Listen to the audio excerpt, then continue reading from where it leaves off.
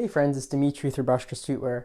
So I am currently working on getting a ton of items ready for the end of the year sale. So at the end of the year, I typically release a smaller drop because I want the remaining old inventory to be sold and focused on. But I still release a couple new items anyways.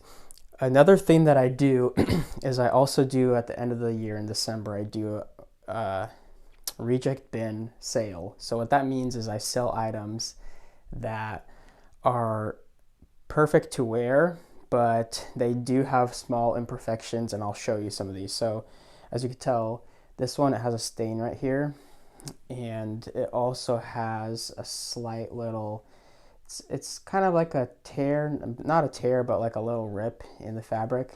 It's not all the way through. So this is something that someone will definitely buy because this is an extremely popular design. It's going to be discounted. When I do a reject bin sale, it's usually going to be 15 to 40% off depending on how bad it is. Most of the rejects are really crooked tags. That's something I've been fighting my printers on a lot, and that's been difficult because some days they'll do an entire batch perfectly, no problems, and then other days there are 8 t-shirts or whatever, and they have really crooked tags, and it's just not acceptable. This is what I mean by the tags, that interior tags. Like for instance, this one's perfectly fine, it's straight and everything, but sometimes they're so off it looks terrible and it's not acceptable to me. Those are, probably like 15% off because it's a small defect, but the entire clothing piece and the print, everything's fine on it. So that's why it's lower. But for something like this would be maybe 20-25% off because it's a minor defect, it's not a larger one. And then the larger defects that are still acceptable to wear, but they are larger, those would probably be 35-40% off. That's kind of what I do. And this is, perfectly fine. This is something that I would wear.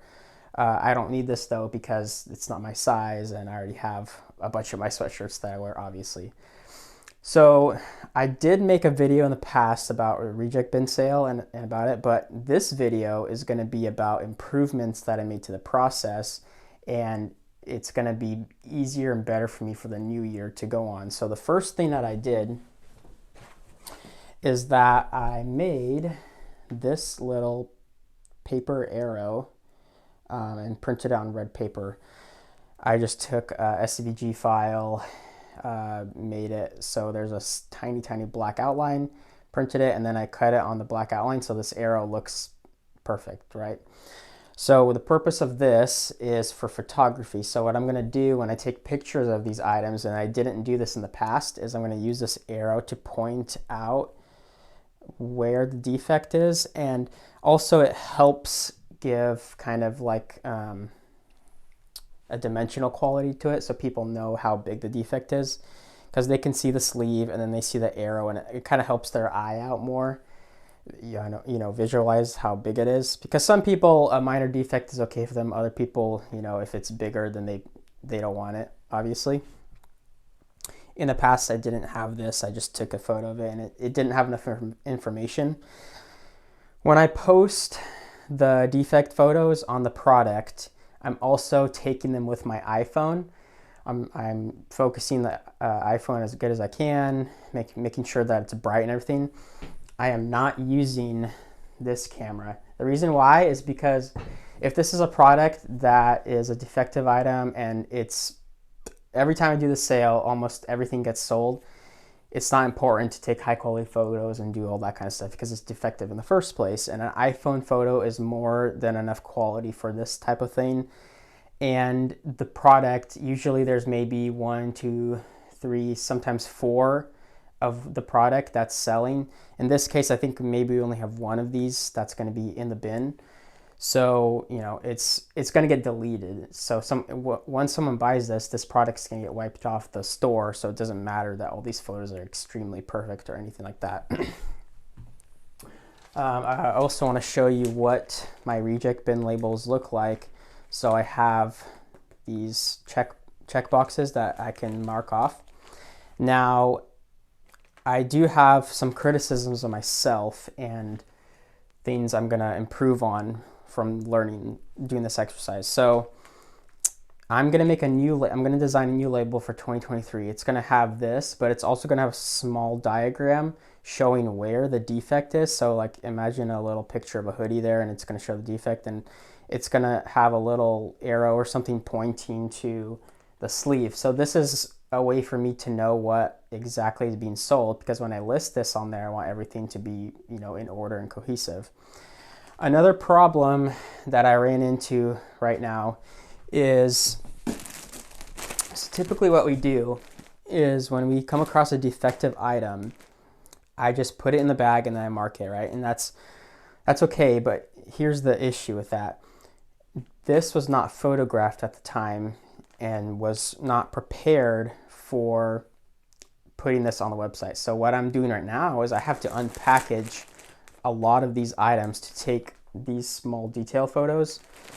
If it's a misaligned or misprinted tag, I'm not going to take a photo of that because that's kind of obvious and it's the smallest defect, so people don't really care what that looks like. They can visualize that because what they, you know, they're probably buying it just for the perfect print or embroidery.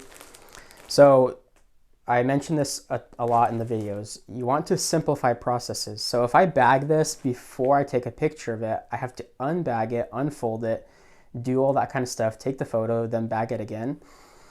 Another problem that I ran across because of doing this is I am doing a bunch of batch work right now, and I'll show you guys what everything looks like. Excuse me.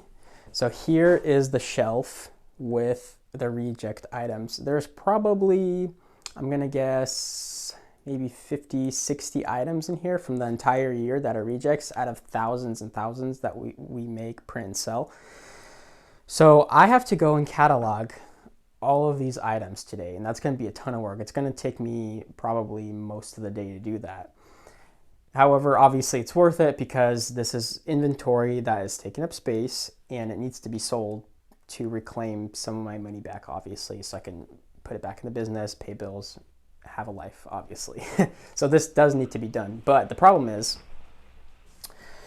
back to here, what I should have done is I should have done each of these as they come along in the month. So let's say that, I don't know when I made this item, but let's just say in April that we made this particular product.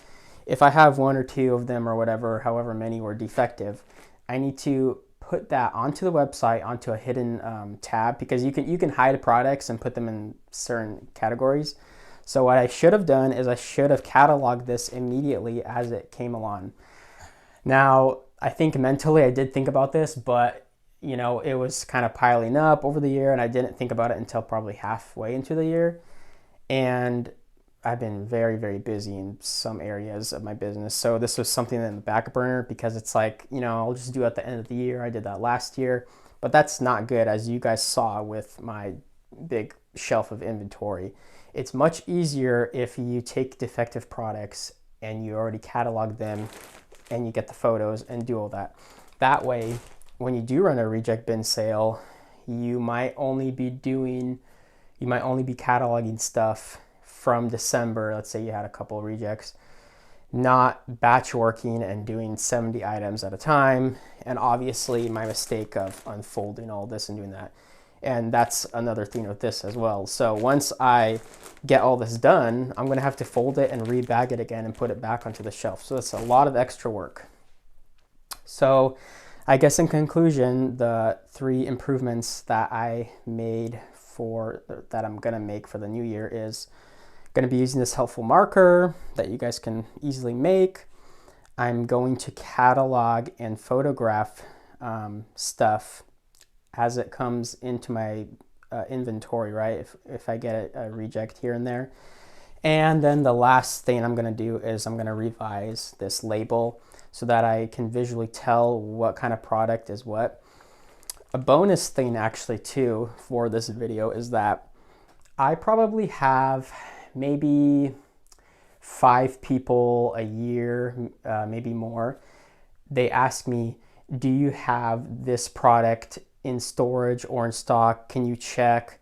Do you have a reject item? People do message me about that because Let's say that, for instance, this is out of stock and I'm not going to print it again, or I haven't printed it in months. I might have an item that someone wants to buy, and they might message me about it, asking if I have this particular item, although it's not on the web store or it's out of stock.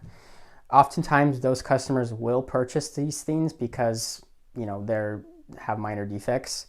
So if you catalog these types of items as they come in, you will be able to, if a customer messages you about that, you'll be able to send them a draft order right away from your phone, even as the emails come in, and you can easily get a sale back, and that way. I've had this happen where people message me during this year, and I obviously didn't catalog all this. I had this just sitting on the shelf, and I'm doing batch work right now. And I would oftentimes say, hey, I'll email you back tomorrow or hours later. And what would happen is I would go, obviously, I don't live far from my office, but I would be like, all right, I'm going to go drive to the office and go check if I have this item, because I want to save that sale and introduce another customer into my store, obviously. So, oftentimes those customers do buy, but it's more legwork, obviously, having to drive back, tell them, yes, I do have this particular item in stock. It's a reject bin item, and then I send the draft order. But all of that would be eliminated if I already cataloged this, and I could easily redirect them to purchase this. I don't have to go and drive and go check and not really know.